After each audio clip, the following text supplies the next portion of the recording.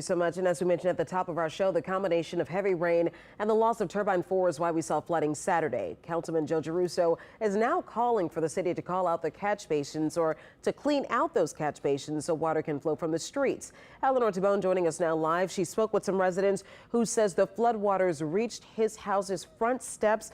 Eleanor, experienced that same flooding in front of my home. Exactly, Charisse. Several parts of the city saw serious flooding on Saturday, and the Sewage and Water Board of New Orleans says part of the reason is because turbine 4 shut down. Now residents are calling on the city to ensure reassurance and safety for them ahead of this hurricane season. Oh, if I wouldn't have woke up or if I wasn't home, my car would have been destroyed. Preston Petit says when the sky opened up Saturday, he had to quickly move his car. So we're panicking, so I'm getting in the water. I move this car first, I put it on the median, then I come back and I move his car, and then by the time I got back, it was already up to the step right here. He lives on Orleans Avenue. This video he shared shows the flooding outside his front door. He says this is some of the worst flooding he has seen. It's happened in December. It was like almost the same thing. So it's just, I'm not surprised, honestly, but it needs to get fixed.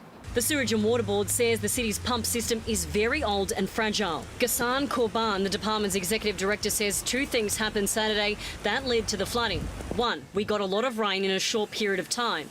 And two, turbine 4 went offline. That intensity and amount of rain can overwhelm our system, even if everything works just perfectly. Ghassan admitted that when turbine 4 shut down, they lost half the power, which simply exacerbated the problem. We lost some available power to provide power to some of the much needed pumps. Clogged catch basins are another issue. Councilman Joe Giarrusso is calling for them to be cleaned. My primary concern is the catch basins have to be cleaned. There's 72,000 of them.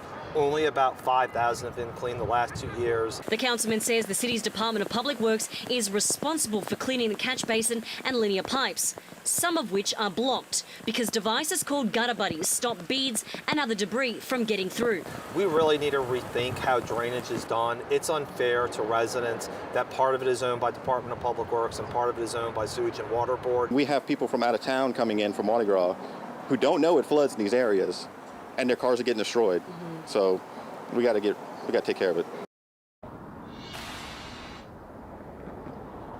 Charisse, I reached out to the city about the catch basins and I am still waiting to hear back. The Sewage and Water Board says a new power substation will probably be opened by 2025. Reporting live, Eleanor Tabone, WWL, Louisiana. Eleanor, thank you so much. Now, the main turbine supplying power to New Orleans drainage pumps is 109 years old. That put that into perspective. Our Down the Drain investigation has followed the failure of turbine 4 for the last 7 years, and here's what they found. Turbine 4 was built in 1915. This thing runs on steam. It makes an old-fashioned type of electricity that's used almost nowhere else in the country, making it very difficult and very expensive to fix when it breaks. In 2012, the Sewage and Water Board got $185 million from FEMA to upgrade its power plant. That same year, turbine 4 broke and it was knocked out of service for the next 6 years. But the agency repeatedly ignored advice from consultants to buy new turbines, and instead, it decided to use the FEMA money to fix the old machines. Now to spend more than $50 million and counting on repairs to turbine 4.